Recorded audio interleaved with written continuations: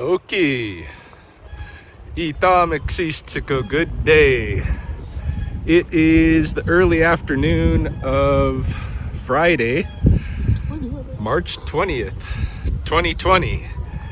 In the last little sliver of the lunar cycle decades on the Eagle Moon. And Chels and I are in the hills outside of San Jose. We took a Uber out of the city, second day in a row, get the heck out of the city. And we are on a road that is supposed to turn into a hiking trail. This is part of a almost 12-kilometer loop up here that I saw on one of my hiking apps, and it's supposed to bring us pretty deep into the forest at some points. So I'm hoping to see some animals this afternoon. I still haven't seen much. We saw the one snake at Tortuguero at night, and even at that I was so blind I couldn't even I could only watch it on my phone, and even then it just looks like part of the branch. So I didn't get my snake fulfillment. Maybe today I can dig something up, but in any case we just need to get the heck out of the city, because we tried to send some stuff home today, Federal Express, a box of stuff so that we don't have to carry too much on the airplanes. They wanted like $250 American for one box to ship to Canada. It was ridiculous, so we are not shipping that stuff. We're gonna haul it with us.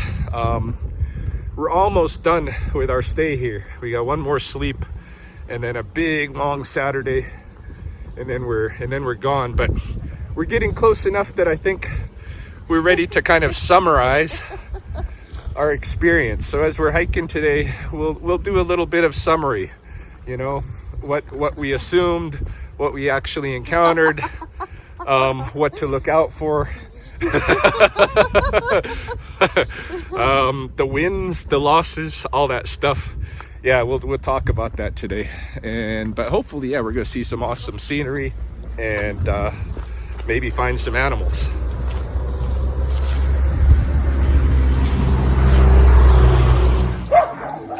Uh-oh, pack of wild chihuahuas. And you, Scruff, you're some kind of mutt. I'm sorry, didn't mean it. No offense.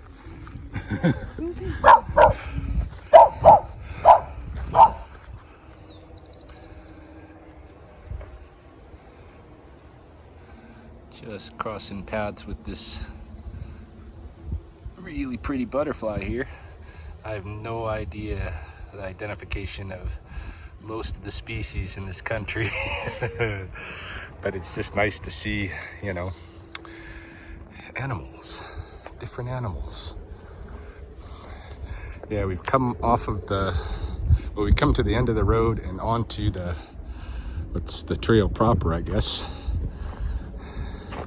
And things should start getting interesting from here.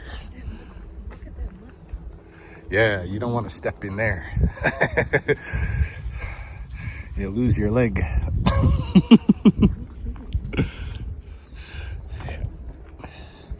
Entering forest, perhaps. We might follow along a farm field for a bit. Not sure. We shall see. So we were talking about this stuff last night, and you know, one of the overall impressions or experiences or whatever, originally when we were thinking about like maybe a year ago or something, we were saying let's go on a vacation somewhere.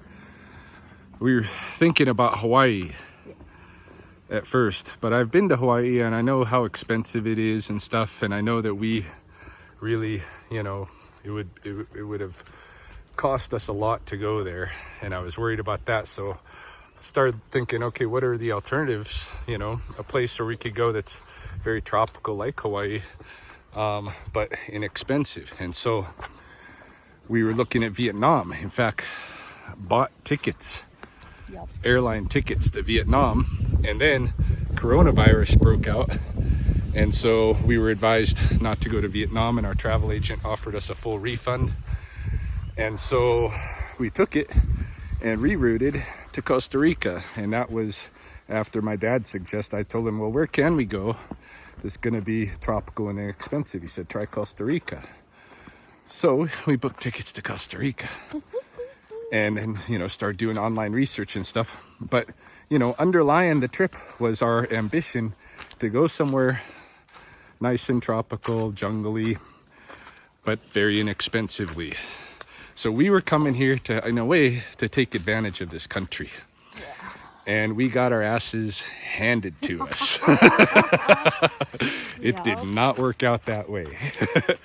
Oh, check this out. We're gonna cross some water in the trail.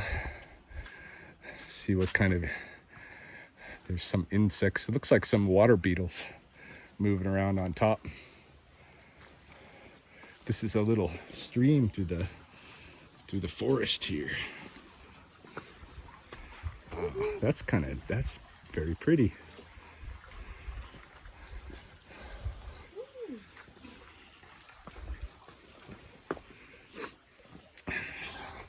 Yeah, so, you know, we thought we were going to save money, but this place is used to receiving people like us. And the people here made sure that they got a Hawaii's amount of money from us and then some, I think.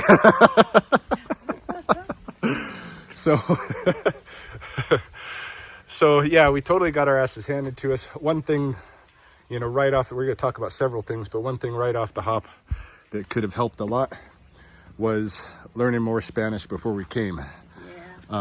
Because our language skills were so limited that people knew, oh, we're gonna be able to take advantage of these guys. They don't got a clue what's going on. So coming to Costa Rica, get some Spanish skills. Go on italki or something.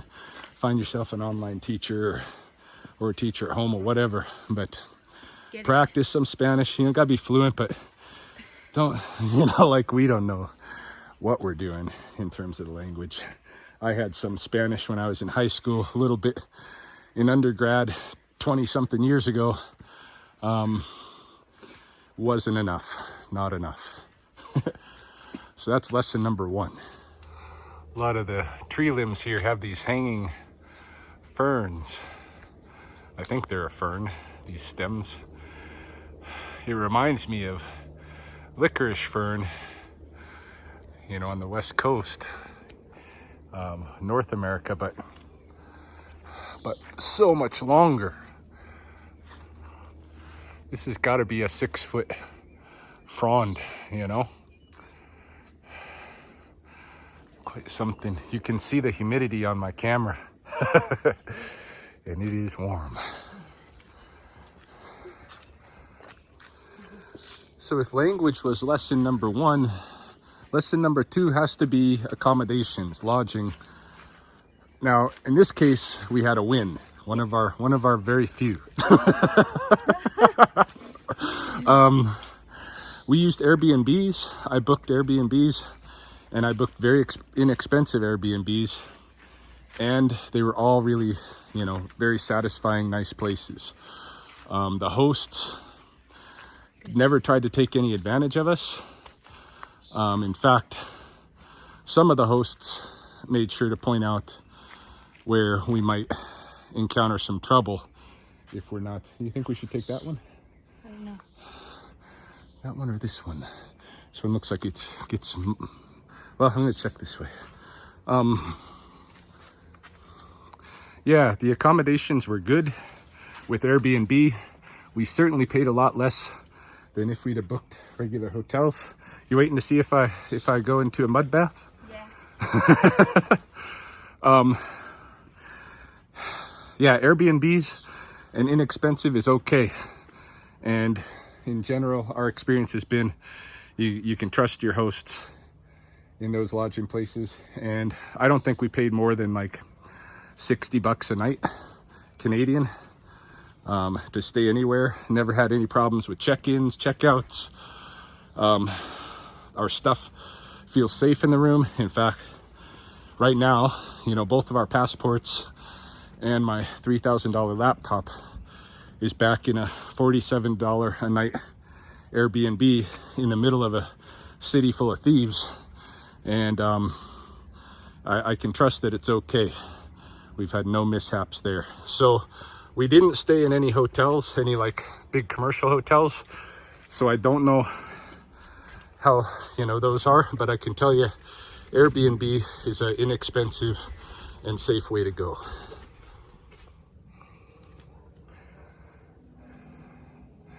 Yeah, some both polypore and other mushrooms growing along the trail here. I was looking into it before we came here, and there's supposed to be psilocybe cubensis that grow, in the cattle fields here, but we didn't spend any time in cattle fields. And we probably needed to have all our wits about us anyway, given what's gone on, which brings us to the next topic. Transportation. There's a lot to say about transportation. We'll try to keep it short, but in preparation for coming out here, we were looking into how do we get around the country. We want to go visit some sites. We don't necessarily want to book expensive tour buses. We don't want to, jump with airplanes and that kind of thing. How do we get around the country inexpensively? And so the recommendations that we found in some abundance were that public transportation is fairly easy, fairly cheap. I mean, really cheap, but fairly easy, fairly safe, etc. And you can get just about anywhere in Costa Rica with public buses if you can figure out the systems. It's a lot of different companies. It's all, privatized. There's a bunch of different bus companies. So you gotta look around and figure out where you're going and how to get there, but it's doable. So that's how we plan to move through the country. Mainly was on bus. And if you watched our previous videos, you'll know that didn't work out very well, because it would have if I would have kept all of my belongings right in hand on my person. But you set your stuff down here for a minute and it's gone. And there's a lot of scams that go on in Costa Rica, where companies are in cahoots with thieves and street gangs and this kind of thing. And what happened on our bus was the bus made some stops. I had some of my luggage in the overhead bin. I had a fanny pack, a large fanny pack that contained, all of my really important small stuff. A couple of little video cameras to vlog with, my passport, my bank cards, my visas, MasterCard, my driver's license, my keys to my vehicle, home, and everything else, my glasses, my contact lens, all the things I didn't want to lose, I had in that little pack. And I thought it was safe in the overhead bin because everybody was more or less locked on the bus until we got to the destination. However, there was a couple of stations that we stopped at, and in one of them, the driver allowed vendors to walk through with goods held above their head, moving through the bus and selling it to passengers. And it's very easy for those vendors to just pass by, grab your bag, and walk out the back of the bus. They don't come back through the front. They walk from the front out the back with your stuff. So if you're gonna, the buses are very cheap. I wouldn't say don't take them, but I'd say you have to really watch your stuff. Don't let go of it. Keep it on your body. Of course, your big packs are gonna go under the bus, and that worked out okay for us. I don't know if it works out for everybody, but that was all right. But the small stuff, don't let it out of your sight. Even if it feels safe, don't do it. So that's the buses, but that wasn't our only transportation issues. Another thing that we ran into is getting ripped off by taxis, especially in San Jose. The taxi drivers in San Jose, a lot of them are thieves, and they will overcharge you. They're not honest. They'll drive past your destination point. They'll drive around. A trip that costs like 5,000 colones on Uber is going to cost in a cab close to 20,000 colones. You know, so you're looking at a $50 cab ride when you should have paid, you know, 15.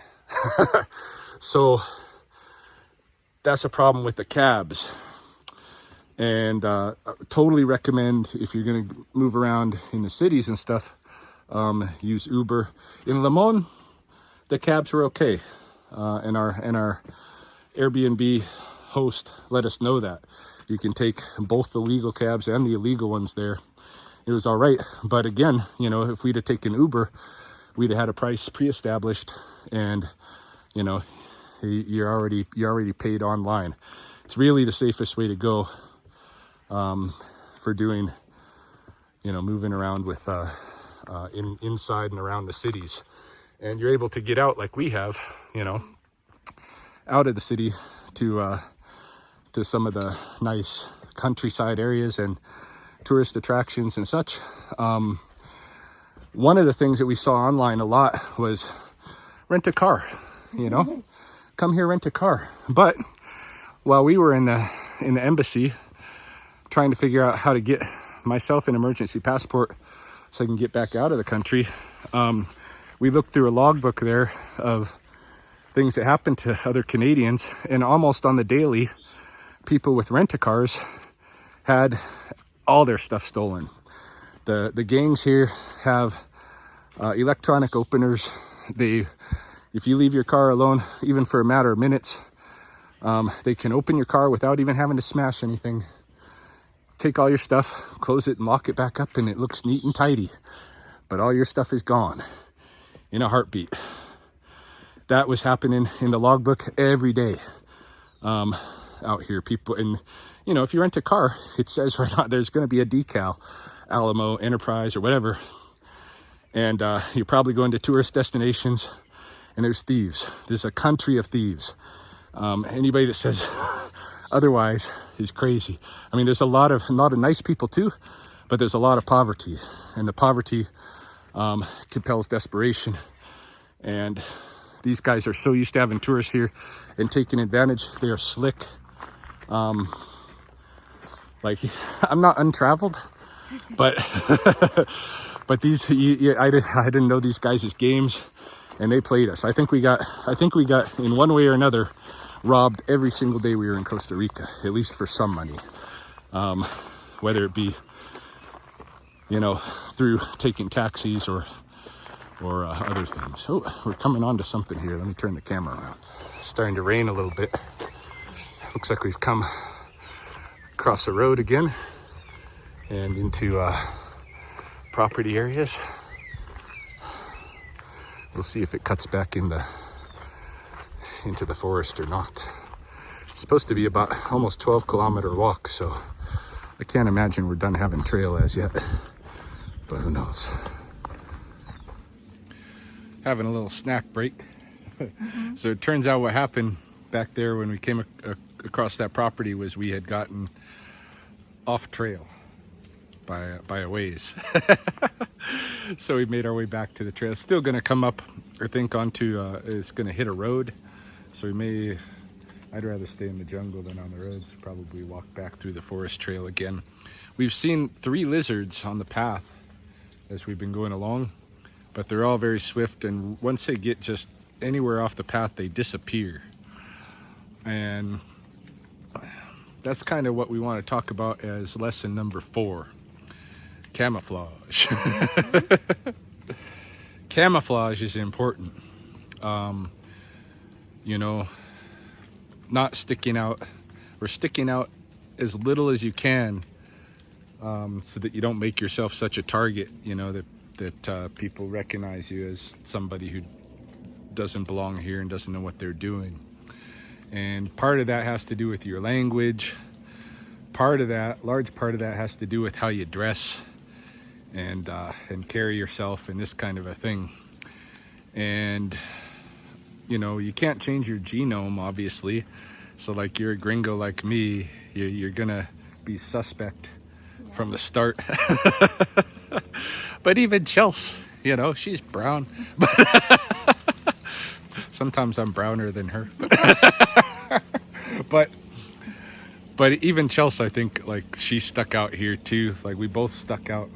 And you have to kind of, like, if you really, I think if you really want to keep the most out of trouble, dressing like the locals would help. I didn't bring anything to dress like the locals except maybe t-shirts, but most of the local guys wear jeans, you know, some regular runners or something, and nothing fancy, you know, nothing fancy at all.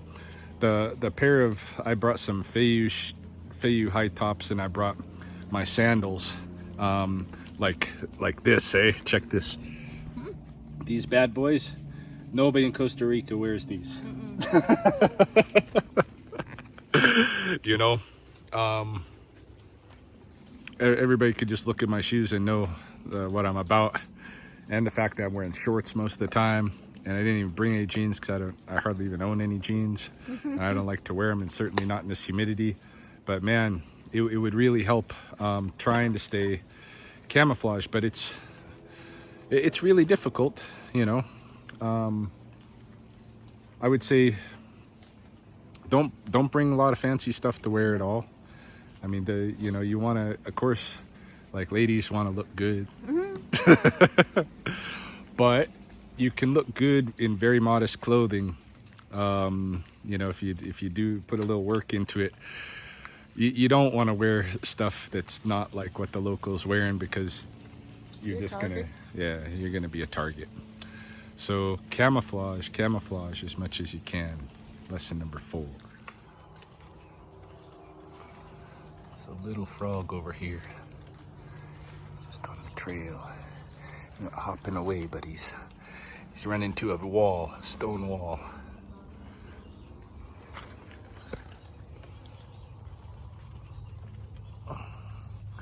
This is one we haven't seen before. We've seen some frogs at Tortuguero, but not this guy.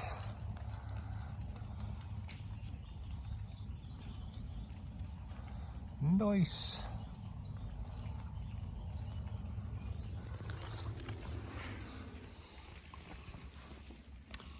Wow, look at this. Something that looks very closely related to blackberry.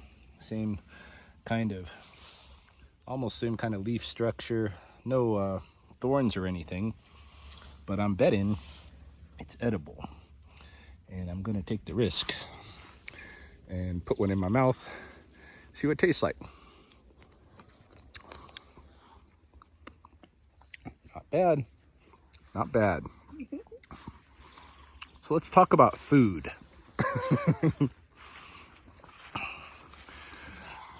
What did we learn about food and drink in Costa Rica? Well, first of all, like pretty much anywhere, if you want to go the cheapest route, you buy your own groceries. You know, you don't eat out if you want to be skimpy about it. But, and for, you know, for a lot of our stuff, we have been, you know, buying from grocery stores and this kind of thing. But we ate out quite a bit too.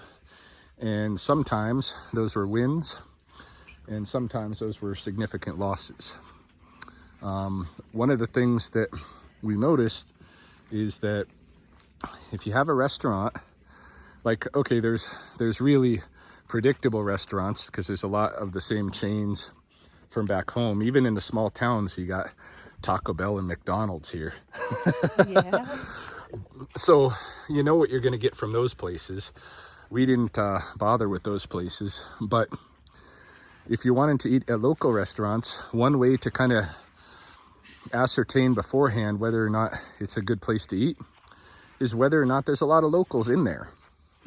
You know, in most cases, when we got really ripped off, the restaurants were fairly empty of anybody but gringos. Don't go to the restaurants that just have gringos. Look for the places that are hopping with a whole lot of locals. The more locals that are in there, the more intimidating it appears in that respect.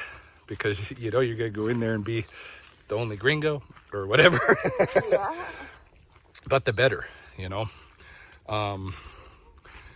Yeah, really, if you go to, if you just like chance it and, oh, this looks like a nice place and it's empty. There's a couple of, you know, people in there that look like they're travelers too. Let's check that out. Bad move. Go to the local that's packed, and you're gonna get good food, and it's gonna be 5 times less expensive. You're not gonna get ripped off.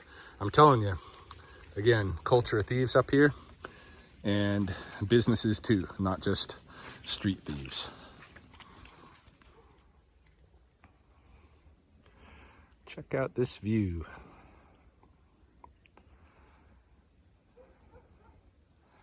Pretty nice. Our trail continues. If we were gonna do the whole loop, we would go up here, right up here. You can hear the dog. We're coming onto somebody's property, and then there's gonna be a road, and the trail kind of follows the road back. But I would rather continue in the forest, and so we're gonna go back the way we came, and just take it slow and enjoy our day outside of the city.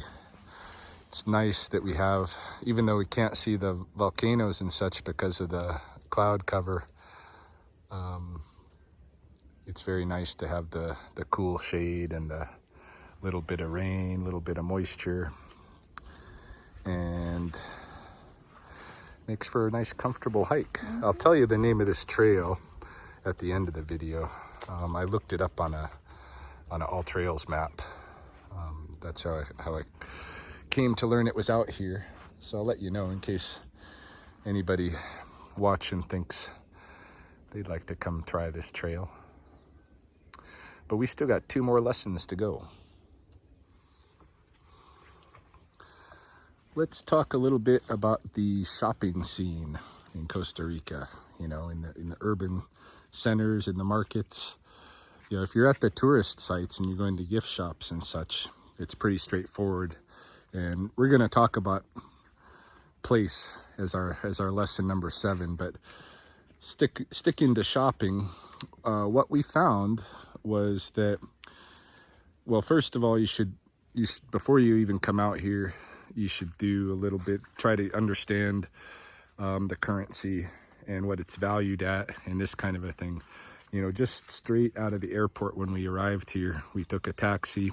It was just a classic thing. Took a taxi to our hotel from the airport and didn't know, you know, how to use the money. When he gave us the total, which should have been like, if we had taken an Uber, it would have been like 5,000 colones or something from the airport to our hotel. But because we were in the cab, the guy screwed us, and his thing was like, it was like 100-something thousand colones. And then we didn't understand how to count it out right, so he just started grabbing bills, and he like gave me like a 500 coloni coin or something back in change. He made off with a bunch of money, I think. Yeah. You know, with probably maybe 10,000-15,000 colones more than it would have been, and it would have been overpriced to begin with. Don't take the cabs here, like I said before. But learn their currency is one thing, but you know, in terms of actually shopping, you have to watch out for people overcharging you at the till, because, and this was a win for us in a couple of cases. The one day when we were in Limon, I was looking for some swim shorts. We went into this shop, and the shorts that I was looking at was something like 6,000, 550, 5,000, 6,000 colones, somewhere in there. And when we went to the register, she tried to charge us 9,000 something, even though the tag right on the shorts themselves said 5 something. And she said, no, that's not the price. And I said, well, no, I'm not buying it then. And we walked out. That was one of the only times that we were like, that I was like, bullshit, we're walking out. Another time, and this will, you know, goes to the point of the culture of the thieves here. We were walking down the street, the Avenue Central in San Jose, and this guy came up looking like Gollum from Lord of the Rings. He even had Gollum teeth and everything, little skinny little guy, but he had a perfect American accent. He's from California. He's here having dental work done and stuff, and he's run into some financial problems. Can we just buy him like a Burger King meal or something, you know, just a real simple, just something we can even go into Burger King and watch and, you know, buy the thing with him. He's not trying to just get money from us and what have you. And of course, like where we come from in Canada, we're nice people. So we're like, oh, the guy's hungry. He's American and stuff. We can take him and buy him a value meal at Burger King, you know. So we went in there and went up to the till with him, and he placed the order, says, I'm going to have the Whopper value meal or whatever. And the lady at the till punched in the value meal and then punched in 4 extra hamburgers, not expecting us to know. And I looked at the till, I was like, what? You know, that's not right. And he says, no, that's just the combo. He tried to bullshit us. That's just the combo. I was like, no, that's not the combo. The combo right up on the board says it's 4,100 colones. You know, this is like 9,000 something that they were going to charge us. And so I made them take the hamburgers off. But me, a sucker, I still bought the fucking thief a lunch. If he even took it, he probably just took the 4,100 colones, split it with the cashier. But this is how bad it is down here. Even the Burger King like business will be in cahoots with the street thieves. That's how rough it is. So you got to really be careful down here. They will rip you off. And a lot of times it's right at the till. And it has to do with how well you know the value of their currency and are able to, you know, handle yourself right there at the till when they're asking for money and it suddenly comes up just a little bit more than you expected. But that little bit more, they've usually tacked on something. And this has happened probably for us, maybe 50% of the places that we've gone to buy stuff. They've tried to tack on a little bit more, and a couple of times we've caught it and a bunch of times we hadn't. I think there's a hummingbird over here. I'm going to turn the camera. Yep, the hummingbird was too fast for us. The hummingbird was too fast for us. But look at this forest.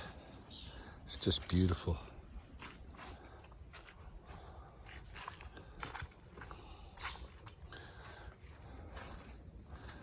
Definitely a trail to walk during the drier season, which we're in, I think, even though it's a little bit drizzly today.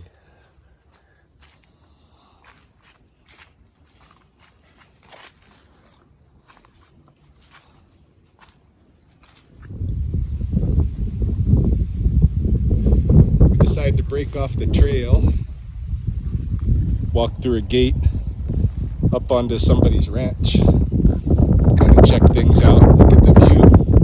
It's quite beautiful out here. But it does remind me of the 7th domain of traveling experience that we need to talk about and consider before this video comes to an end. And that is place. So I think in general, what we've experienced out here is that, or in Costa Rica broadly, is that if you go to the very touristy sites where their entire economy is based on tourism, they're going to be more welcoming, right? When we went to Tortuguero, this village is entirely, their economy is almost entirely based on the tourism. Everybody's got their own little entrepreneurial thing going on, and so everybody is embracing the visitors, and I don't even know if we got hustled out there at all. I didn't feel like we did. No, well, one time for some alcohol, hey, we sat to have some drinks. We had visited that In one of our videos, when we first get to Tortuguera at night, you see there's a lady who gives us some coconut pina coladas, and they were delicious. We went back the next day. Her husband was working, and he gave us some drinks, and they didn't have nearly as much rum in them. You know, he just like barely sprinkled. It wasn't even a shot worth of rum he put in those suckers, but he charged us, you know, significantly. So we did get, you know, a little bit hustled out there, but in general, that whole community embraced us. We went yesterday to the Toucan Rescue Ranch, just here, you know, in San Josecito, and they rely entirely on tourists. Well, not entirely, but a lot on tourists coming through, paying the visitor fee to have a tour of their facilities, and that goes toward things like, they told us, you know, they showed us the diet they're feeding different animals. A lot of them have some papaya in there. They go through half a ton of papaya per day to keep those animals, you know, that they're working in rehab, fed. And that's just one of several elements of the diet that they give these animals. So you can imagine what that must cost. They need people coming there, and they thanked us, you know, pretty generously for stopping by. So there are places like these that are really super inviting. You still got to watch your back in those places for, you know, like the thieves that break into cars and this and that. But in general, they're safe, they're welcoming, the people are nice. But if you go other places in Costa Rica, that's not the case. You know, it doesn't have to be like super urban even. We read and looked at some warnings on YouTube and such about San Juan, you know, or San Jose. San Jose, it kind of has a reputation for being a little rough on visitors, right? But that was not nearly the roughest place that we touched base at. San Jose, actually, after we, you know, got through visiting some of the places we visited, San Jose felt like a relief. You know, today it doesn't, because we've been there for a few days, but we're tired of San Jose. But we went into Limon, for instance, a port city not nearly as big as San Jose, and we got mean mugged all over the place. I think if there wasn't a police presence on every corner there, I don't know, probably nothing would have happened, but it was, the people there were not welcoming. They didn't want us to be there. And same thing when we stopped at Cariari on the bus. When I got ripped off, we had to walk from the bus station just like 100 meters to a police station to make a report.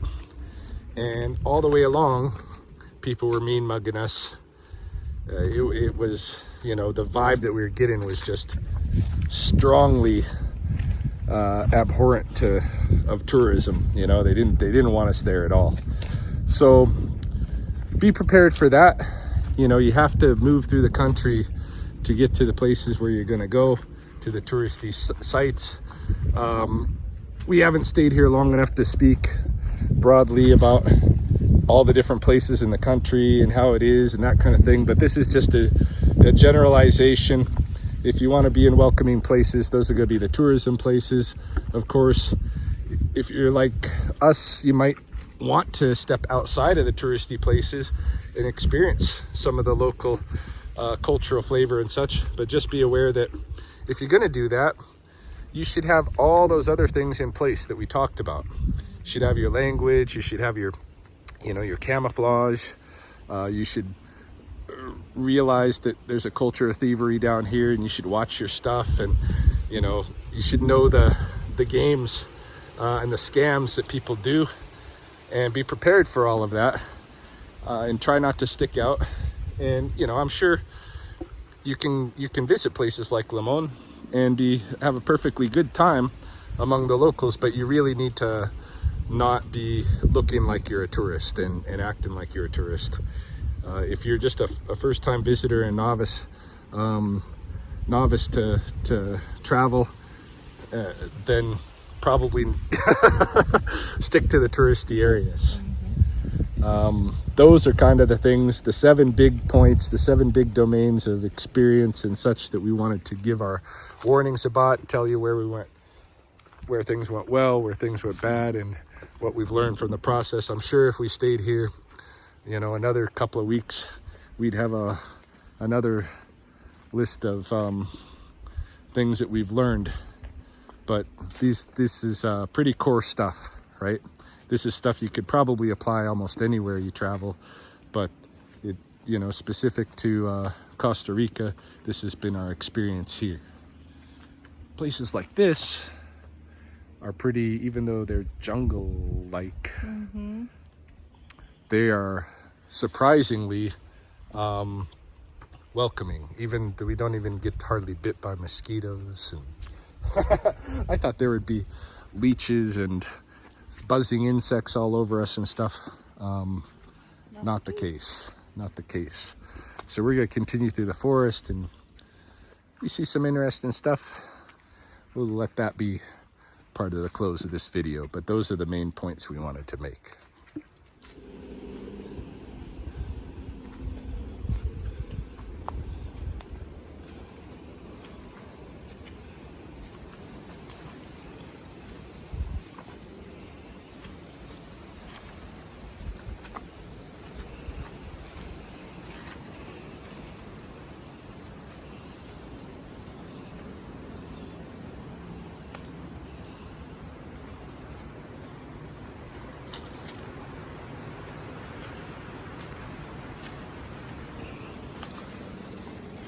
I love this bamboo.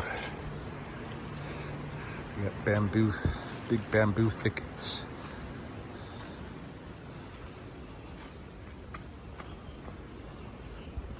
Not something I ever see every day in the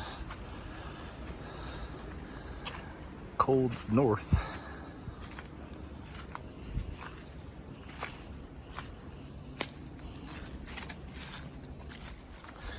How cool is this little plant? Or big plant, I should say. Some kind of a banana type fruit tree. A young one, perhaps. But look at these. These things right here, hey? Wonder if I take one.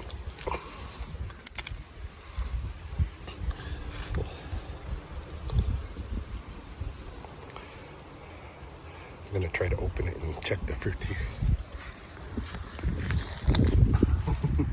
It's a lot of palm. Let's see how this.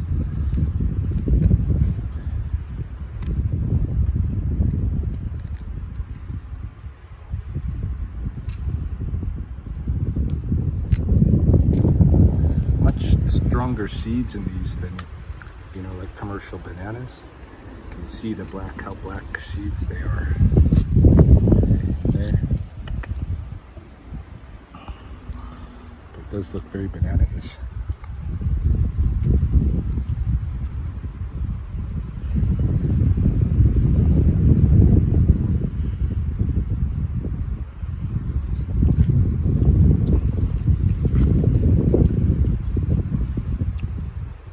Maybe that one's immature. I wonder if this is the one you want. I can't even feel it. It's much more dewy. Yeah, this is ripe.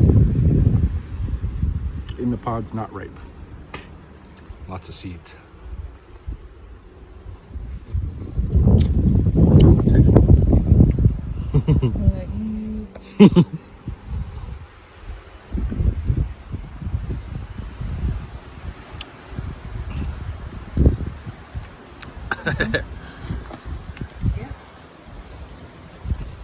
The ancestors of the banana.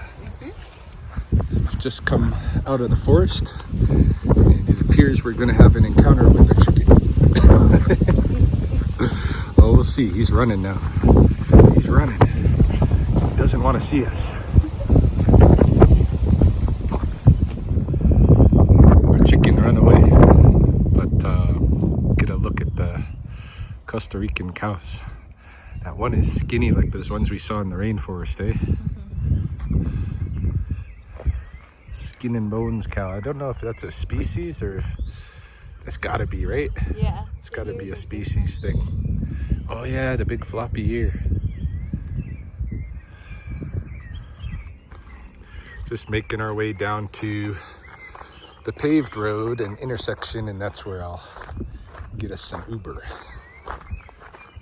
Yeah, I get attacked by dogs. Yeah, we had a couple of dogs come running at us at the rooster house, but I wasn't taping. Oh, the wild chihuahuas.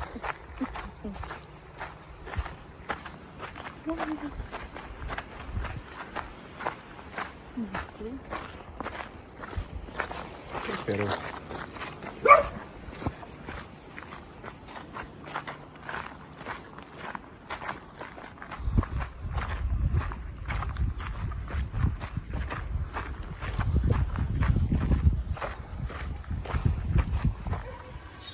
okay, so Chels and I have decided that this is where our Uber driver will pick us up. Some church right here, and we're on the paved road, so he should be able to find us. So he's going to be here in about 8 minutes. The trail that we've been walking today is called the Zurqui Trail. Z-U-R-Q-U-I, I think. Yeah, Q-U-I. Yeah, Zurqui Trail. I'll write it in the description section anyway, in case anybody's coming to San Jose and needs something to do. I'm kind of bummed being out the last couple of days on the outskirts of the city and realizing I probably could have booked us an Airbnb in one of these little, you know, one of these little outlying sub towns or whatever they are to the city. But, you know, I'm happy with what we got to. So it's been a good experience. It's been a challenging experience. It's been a learning experience. Yeah.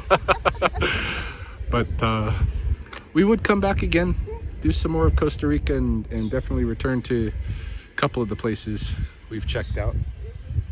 And yeah, an adventure. That's what we ordered. You got it.